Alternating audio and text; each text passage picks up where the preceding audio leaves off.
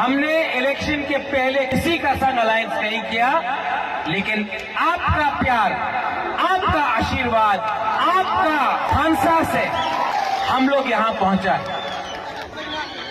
कल अमित शाह आ रहा है, नरेंद्र मोदी जी आ रहे हैं, हेमंत बिश्व शर्मा आ रहा है। ये स्पीच के बाद मैं आपको बोल रहा हूं, होम मिनिस्टर हमको बुलाएगा और कॉन्स्टिट्यूशनल सोल्यूशन के बारे में बात करने के लिए बात शुरू करेगा। मैं उनको बोलना चाहता हूं कि अगर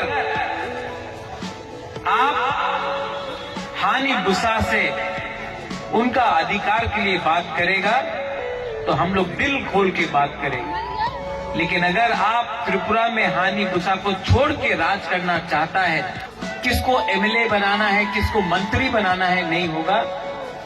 हमको कैबिनेट के बारे में बात नहीं करना है, कौन क्या मंत्री बनेगा वो बात नहीं होगा। आप हमसे अगर बात करेंगे कॉन्स्टिट्यूशनल सोल्यूशन का, हमारा 14 लाख तिपरासा के बारे में बात कीजिए, मुबाकरा रेडी है। I am proud to be a Tiprasa. शर्म नहीं है, आज खुला बोल सकता हूं कि Pradyot Vikram Manikya is proud to be a Tiprasa, proud to be a Tiprasa.